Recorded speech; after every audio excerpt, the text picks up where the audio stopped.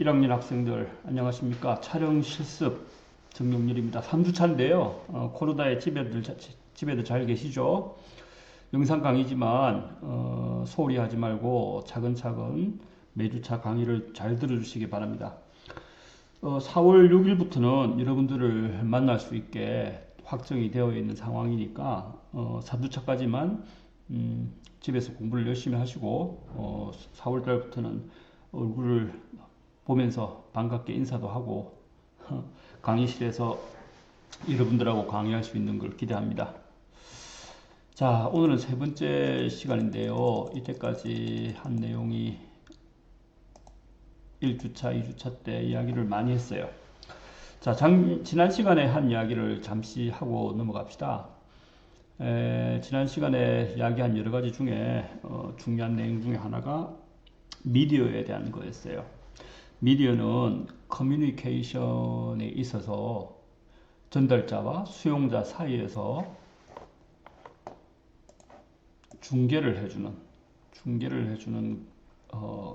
매개를 미디어라 한다고 말했어요. 그 미디어 역할을 할 수 있는 거는 비디오도 있을 수 있고 오디오도 있을 수 있고 소리로도 이야기 전달이 가능하죠. 글, 그 다음에 그래픽, 사진 이런 여러 가지들이 미디어 역할을 할 수가 있어요. 그래서 이런 총체적인 역할들을 할 수 있는 여러 가지 이 미디어를 하나를 통해서 전달을 하면은 모노 미디어가 될 거고 두 개 이상의 미디어를 이용해서 전달이 될 수 있으면 멀티 미디어 이렇게 될 수가 있습니다. 거기 대표적인 예가 TV겠죠. TV는 비디오하고 오디오가 같이 전달되는 매체죠. 뉴스페이퍼는 텍스트와 포토가 될 거고요. 라디오는 전적으로 오디오에 의해서 전달되는 매체입니다. 요즘 여러분들이 하는 SNS는 동영상도 보낼 수 있고 음성 파일도 보낼 수 있고 글도 보낼 수 있고 그래픽도 보내죠. 이모티콘, 사진도 물론 보냅니다. 전부 다 보낼 수 있는 그런 매체가 되겠네요. OTT, 넷플릭스 여러분들 보고 계시죠? 이런 것들을 다시 한번 기억을 해주시기 바랍니다. 그 다음에 기표 기의에 대해서 이야기를 했어요. 롤랑 바르트의 이야기. 어떠한 기의가 있고 기의를 표시하는 기표가 있다 그랬어요. 그래서 기의는 언어권에 따라서 변하지 않지만 기표는 언어권에 따라서 변한다. tree는 영어 언어권이고 나무, 중국말로는 나무 목자 써가지고 무라 그러죠. 나무 목자. 뭐 하여튼 이런 기표는 기호에 해당이 됩니다. 형식이죠, 형식. 그 다음에 형식이 감싸고 있는 내용은 기의, 내포된 의미를 말합니다. 그래서 언어 차원으로서는 기표가 기의가 이렇게 기의를 감싸고 있는 것이라면 이것이 다른 기표 기의 작용을 하기도 한답니다. 이걸 신화 차원이라고 하는데 이거는 여러분들이 3학년 때 돼서 제가 다시 한번 설명을 더 드릴 기회가 있을 거예요. 기표와 기의 알아두시고요. 자, 기표와 기의의 예를 들면서 제가 이 사진을 보여드렸죠. 재밌는 사진이었는데 결국은 이 사진은 이 경찰차를 버리고 이 사람들이 총을 막아주는 차 뒤에 숨었다. 그래서 이 차가 강하다라는 광고 사진이에요. 이 차는 물론 여기 나와 있는 이 상표를 가지고 있는 차의 광고 사진이에요. 재미난 기표와 기의를 가지고 있는 사진입니다. 이런 이미지 가지고도 커뮤니케이션을 훌륭하게 전달을 할 수가 있다는 점 명심하기 바랍니다. 자, 이건 넘어가고요. 자, 그래서 이미지와 텍스트의 관계에 있어서 정박, 중계, 사파 이런 이야기도 했어요. 정박은 글이 더 커서 이미지를 어느 한 곳에 묶어두는 걸 말하고 그 반대로 이미지가 자유롭게 활동할 수 있고 이미지의 자의적 표현이 가능해서 텍스트가 거의 필요 없는 것을 사파적인 경우다라는 이야기를 했어요. 우리 영상 하는 사람들은 여기에 방점을 두어야 되겠죠. 사파. 그러기 위해서는 이미지를 능수능란하게 표현하고 또 제작하고 이해할 수 있는 능력이 우리에게는 필요합니다. 그런 측면에서 우리는 앞으로 4년 동안 이미지에 대해서 많은 생각을 가져야 될 것 같습니다. 자, 그 다음에 이제 여러 가지 사진을 보면서 카메라의 원리, 그 다음에 이미지의 기초적 작동 체계, 뭐 이런 것들을 우리가 이야기를 했어요. 요거는 망원 렌즈, 요거는 광각 렌즈, 둘 사이의 차이와 동일한 점에 대해서도 이야기를 했고요. 그 다음에 역광사진, 순광사진, 그 다음에 전체 찍기, 부분 찍기, 설명과 강조, 뭐 이런 이야기도 제가 지난 시간에 들었습니다. 그 다음에 상징과 설명, 스승의 날에서 맞아서 카네이션 꽃이 보이고 아이들이 선생님과 재밌는 이야기를 나누고 있어요. 스승의 날인 걸 우리가 알 수가 있어요. 근데 요거는 카네이션 꽃을 중심으로 이미지를 부각을 시켜서 스승의 날의 상징을 배워서 표현한 거예요. 여러분들 파리 가면 파리 에펠탑에서 사진 찍는다는 이야기도 했죠. 에펠탑이 파리의 상징이기 때문입니다. 그 다음에 이제 정보와 추리라는 사진인데, 이 두 쌍의 사진은, 여러 가지 정보를 우리에게 알려줘요. 그 정보를 알기 위해서 우리는 추리를 또 하죠. 요런 그 정보와 추리를 이미지는 주고 있답니다. 지금까지 보아왔던 이 사진들이 모두, 커뮤니케이션, 미디어, 이런 역할들을 하고 있어요. 앞으로 우리 촬영 실습 시간에는 이런 이미지의 창조와 전달 방식에 대해서 배울 것입니다. 자, 그러면 오늘 1교시 내용으로 들어가 봅시다. 자, 영상의 기본 요소라고 이야기를 했는데, 이 영상은 빛이 없으면 일단 영상은 이루어질 수가 없어요. 어둠 속에서 보이는 게 없기 때문에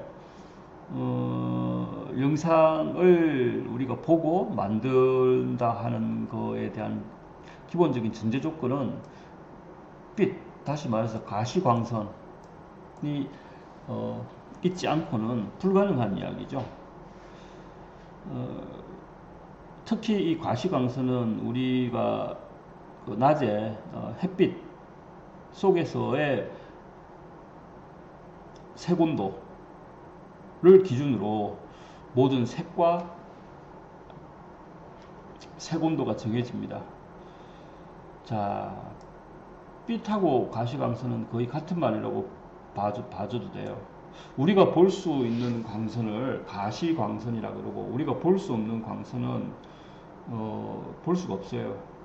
무슨 말이냐면, 켈빈이라는 사람이 이미 우리가 볼 수 있는 광선의 범위를 측정을 해서 그것을 온도 개념을 도입해서 색온도라는 명칭을 사용해서 우리가 볼 수 있는 세계를 숫자적으로, 그 다음에 관념적으로 표현을 했어요. 실제로 우리 눈은 여기 보면은 여기 빨간색, 주황색, 노란색, 빨주노초, 파, 남, 보, 이렇게 무지개 색깔 있죠? 무지개 색깔. 무지개 색깔만 우리가 볼 수가 있어요. 여기서 이건 적색이기 때문에 적색 밖에선, 적외선, 그 다음에 이 보라색 밖에선, 자외선은 우리가 눈으로 인지를 할 수가 없습니다. 즉 말해서 적외선과 자외선은 우리 눈으로 볼 수가 없어요. 다른 동물들은, 일부 동물들은 적외선을 볼 수 있는 동물도 있고, 또 어떤 동물들은 자외선을 볼 수 있는 동물도 있어요. 우리의 가시 영역은 켈빈에 의하면 1500K, 그 다음에 9000K까지 이 범위에 있는 광선을 우리가 볼 수 있습니다. 그래서 요거를 볼 수 있는 광선이라 해서 가시광선이라 그러고, 볼 수 없는 광선 부분의 영역에 있은 불가시 광선이겠죠. 그래서 우리가 볼 수 있는 거를 켈빈은 1500에서 900이라는 범위를 설정했고, 1500은 촛불에 해당되는 밝기이고요. 그 다음에 9000은 파란 하늘의 밝기입니다. 그 다음에 이 데일라이트라고 되어 있는데 주광이라고 이야기를 할 수가 있는데, 이 주광의 색온도는 5200K 정도 됩니다. 그래서 캔들라이트는 어둡죠. 그 다음에 파란 하늘은 아주 밝습니다. 이 상황에 대해서 우리가 켈빈의 색온도라는 범위를 사용해서 색의 흐름을 이렇게 나타낸 거예요. 자, 근데 이 색은 색온도가 낮으면 낮을수록 빨간색에 가깝고요. 색온도가 높으면 높을수록 파란색에 가깝습니다. 그래서 이 파란색이 빨간색이 점점 파란색으로 가는 범위에 있어서 이 블루, 파란색, 그린, 초록색, 레드, 빨간색, 이게 색의 3원색이죠. 이 색의 3원색을 다 한꺼번에 레드, 그린, 블루, 색의 3원색을 한꺼번에 쪼이면 여기는 백색이 됩니다. 백색. 빛의 3원색 참. 색의 3원색을 빨강, 파랑, 노랑을 한꺼번에 하면 어떤 색이 되죠? 여기는 검은색이 되죠. 반면에 빛의 3원색을 쪼이면 흰색이 됩니다. 그러니까 즉 말해서 모든 색은 이 블루와 그린과 레드의 밸런스로서 이루어져 있는데 이 밸런스가 초반에 카메라에 B와 G와 R이 이렇게 균등하게 밸런스를 맞춘 상태에서 촬영을 해야 우리가 눈에서 보는 자연색과 똑같은 색을 카메라가 구현을 할 수가 있어요. 그래서 그 화이트 밸런스를 맞춘다라는 말이 있는데 꼭 촬영 전에 여러분들이 ENG를 가지고 화이트 밸런스를 맞추고 촬영을 할 거예요. 꼭 뭐 ENG 카메라뿐만 아니라 모든 캠코더에는 화이트 밸런스가 있긴 한데 오토 기능이 있어서 오토 버튼 한 번만 이렇게 탁 누르면 카메라가 자동적으로 화이트 밸런스를 맞춰줍니다. 요즘은 크게 신경 쓸 일은 아니지만 이런 원리에 대해서 여러분들이 숙지를 하고 있어야 돼요. 자, 이게 블루, 그린, 레드라는 색의 3원색, 빛의 3원색, 빛의 3원색을 의 밸런스를 맞추는 것이 화이트 밸런스 맞추기다. 이렇게 이해를 하시면 됩니다. 이렇게 맞춰져 있는 상태에서 카메라가 촬영을 해야 여기 켈빈 온도 1500K에서 9000K에 해당되는 이런 다양한 색깔을 카메라가 정확하게 표현해 낼 수가 있어요. 무슨 말인지 알겠죠? 이게 불균형이 채로 촬영을 하면은 블루가 많이 있는 채로 촬영을 하면은 이 파란색이 블루에 가까운 색으로 찍히기 때문에 우리가 본 원색을 카메라가 잡아내지를 못해요. 그런 관계를 화이트 밸런스라 그래요. 그럼 제가 지금 설명한 빛과 가시광선, 색온도, 화이트 밸런스 요 세 개에 대한 설명이 되었는지 모르겠네요. 자, 질문이 있을 법도 한데 질문은 그 옆에 이렇게 좀 표기를 해뒀다가 이메일로 질문을 한다든지 대면 강의가 시작이 되면 여러분들이 저한테 해주시면 될 것 같습니다. 자, 여기까지가 빛과 가시광선, 색온도, 화이트 밸런스에 대한 설명이었어요. 또 그 다음에 이제 또 중요한 요소 중에 하나인 노출이 있는데, 노출은 쉽게 이야기해서 영어로는 expose라 그러죠.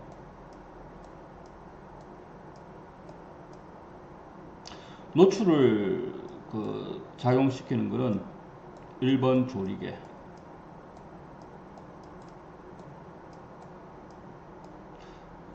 2번 셔터 스피드,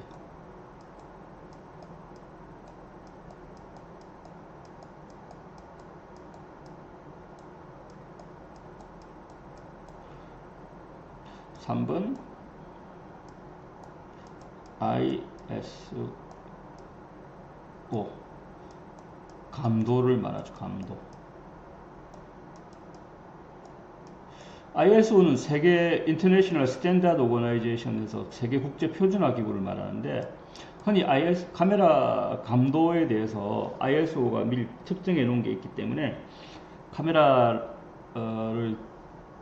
카메라에 대해서 이야기하면서 ISO 또 ASA라는 말도 써요.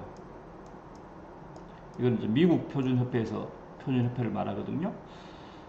요런 거를 이야기할 때는 감도를 이야기하는 거예요. 그러니까 통칭 ISO, ASA 이렇게 말하는 거는 그 촬영 장비의 필름이나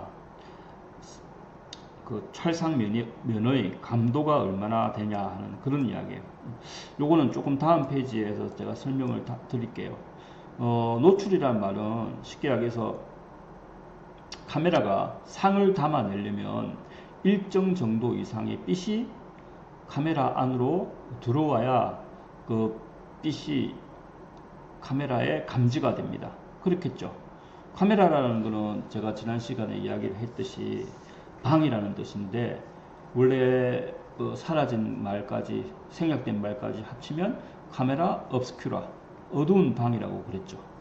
그 빛이 없는 깜깜한 어두운 방에 렌즈를 통해서 빛이 들어오면 그 빛을 촬상면에 상이 맺히게 해서 그 맺힌 상을 전자 신호로 바꿔서 내보내는 게 ENG 카메라예요. 그렇게 그 상이 맺히게 카메라를 열어주는 작용을 노출이라 그러는데, 이 노출은 조리개,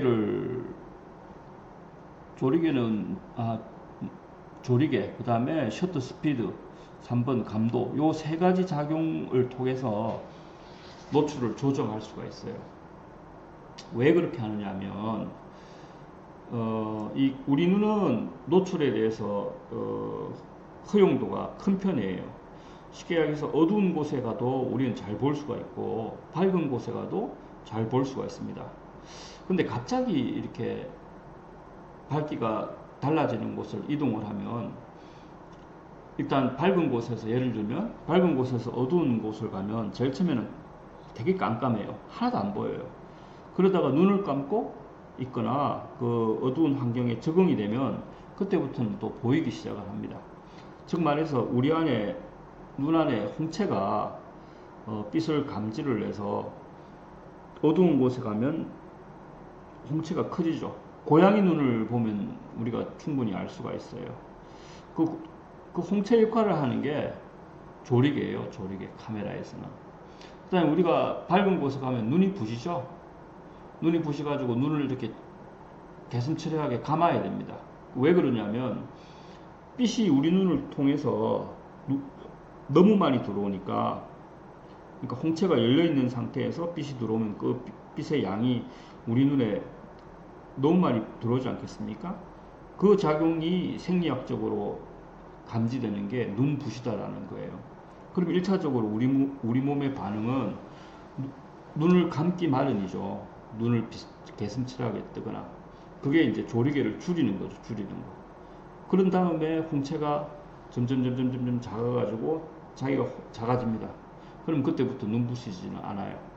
이렇게 우리는 우리 몸의 자동적인 반응에 의해서 빛을 조절하지만, 카메라는 그런 우리 생리학적인 생물이 아니니까 인공적으로 조절을 해줘야 되는데, 물론 뭐 오토 노출이라는 게 있죠. 자동 노출, 오토 익스포저라는 거. 하지만 우리는 왜 이렇게 노출 조정이 필요한지에 대해서 이론적으로 알아야 되는 상황이니까, 수동적인 측면에서의 조리개 조정, 셔터 스피드 조정, 그 다음에 감도 조정을 할 줄 알아야 돼요. 그리고 또 이런 개념을 확고하게 이해를 하고 있어야만 촬영을 할 때 실수도 없고 더욱더 훌륭한 촬영을 할 수가 있습니다. 그 다음에 두 번째 셔터 스피드인데, 이 셔터 스피드라는 거는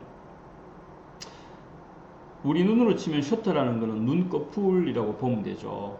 이게 셔터 차각차각 하는 거. 눈을 감아버리면은 빛이 안 들어오죠. 카메라도 마찬가지로 셔터를 닫아버리면은 빛이 안 들어와요. 그래서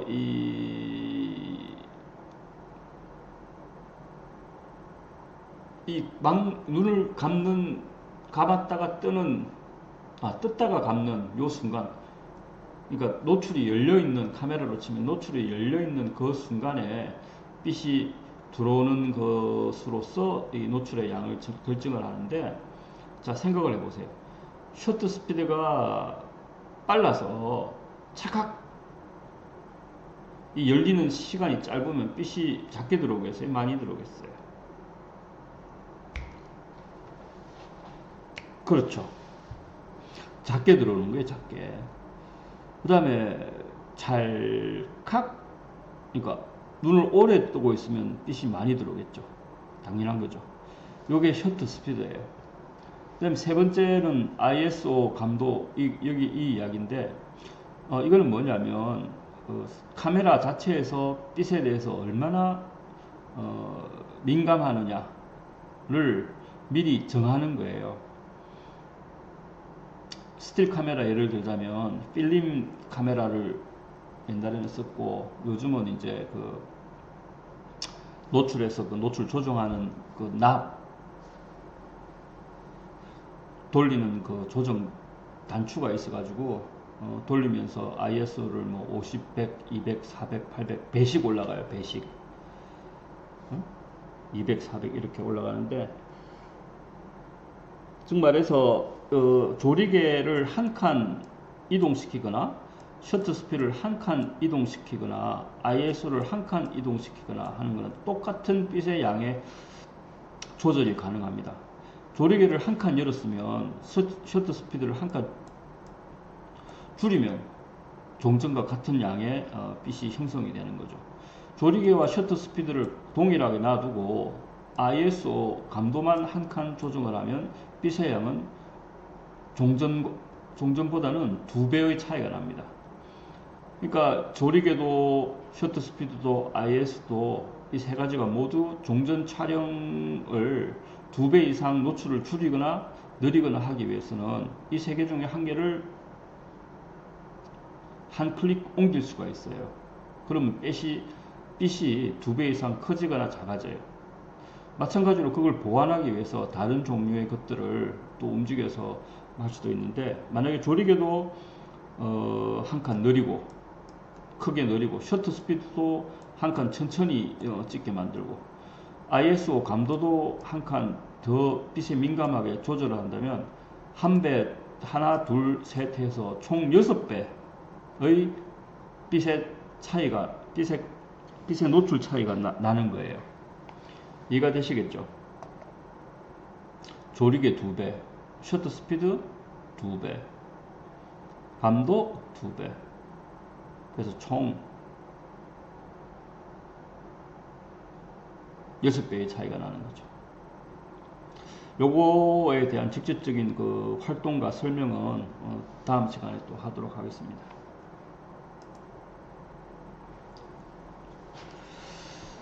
자, 카메라의 구조. 요거는 2차 시간 때 해결하고,